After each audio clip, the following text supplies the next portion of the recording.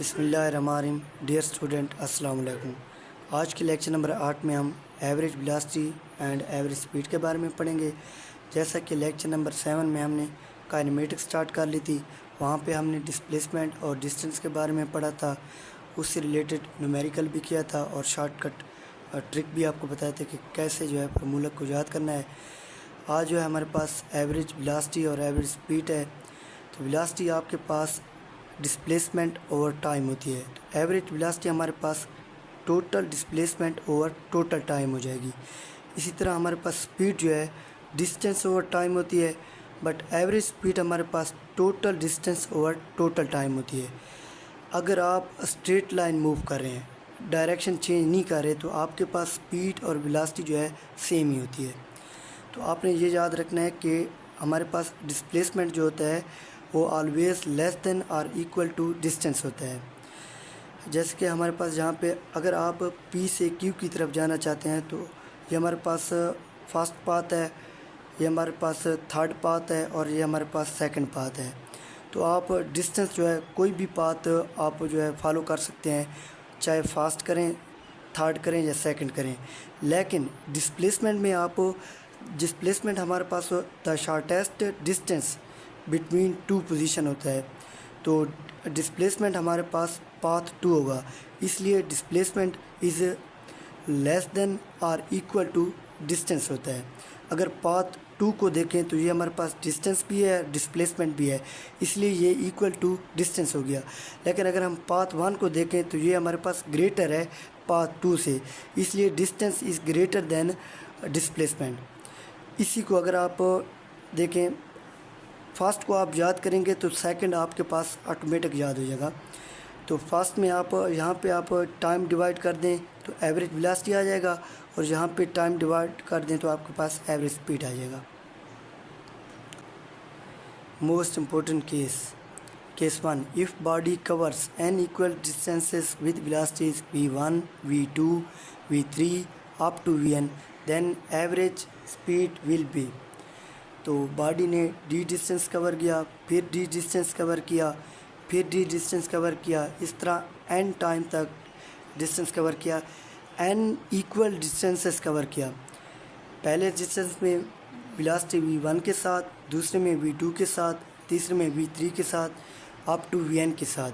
तो v average हमारे पास एन डी ओवर टाइम हो जाएगा। एन इक्वल डिस्टेंस है, इसलिए एन डी ओवर टाइम।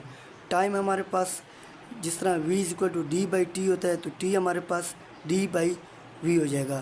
तो t1 is equal to D by v1, t2 is equal to D by v2, इस तरह tn is equal to D by n हो जाएगा। तो यहाँ पे पुट करेंगे v average is equal to N D over D by v1 plus D by v2 plus D by v3 up to D by vn।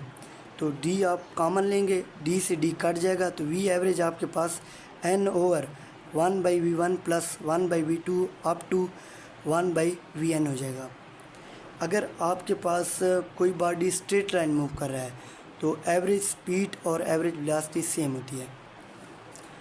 Case number 2, if n is equal to 2 हमारे पास हो, तो आपने इसको याद करना है। अगर हमारे पास n की वैल्यू 2 हो, एवरेज स्पीड हमारे पास क्या होगी, v average equal to n की जगह आप 2 पुट कर दें, तो 2 over 1 by v1 plus 1 by v2। तो यहाँ पे आप एलसीएम लेंगे तो 2 over v1 plus v2 over v1 v2 हो जाएगा। तो एवरेज स्पीड आपके पास आ जाएगी 2v1 v2 over v1 plus v2 हो जाएगा। तो यहाँ पे हम एक न्यूमेरिकल करते हैं। पहले आपने खुद वीडियो को स्टॉप करके करना है, अगर आपको ना आए तो फिर जो है आप यहाँ से सॉल्यूशन देख सकते हैं। A person traveling in a straight line moves with a constant velocity v1 for a certain distance x and a constant velocity v2 for next equal distance. The average velocity v is given by the relation. तो एक person straight line के साथ move करता है। अगर straight line के साथ move कर रहा है तो हमें पता है कि एवरेज वेलोसिटी है या एवरेज स्पीड है वो सेम ही होगी, क्योंकि वहाँ पे डायरेक्शन चेंज नहीं हो रही, तो एवरेज वेलोसिटी और एवरेज स्पीड सेम ही होगी। तो with velocity constant velocity v1 के साथ वो x डिस्टेंस कवर करता है। फिर नेक्स्ट वेलोसिटी v2 के साथ वो इक्वल डिस्टेंस कवर करता है। वेलोसिटी v1 के साथ x डिस्टेंस कवर कर रहा है तो v2 के साथ इक्वल मतलब वही x डिस्टेंस कवर करेगा। तो हमारे पास जो v एवरेज का फार्मूला है वो हमारे पास n over 1/v1 plus 1/v2 plus so on 1/vn है। तो यहाँ पे n की वैल्यू 2 है, 2 इक्वल डिस्टेंस कवर कर रहा है, वो हमारे पास यहाँ पे 2 इक्वल डिस्टेंस कवर कर रहा है x और x, तो इसलिए n की वैल्यू हमारे पास 2 हो जाएगी।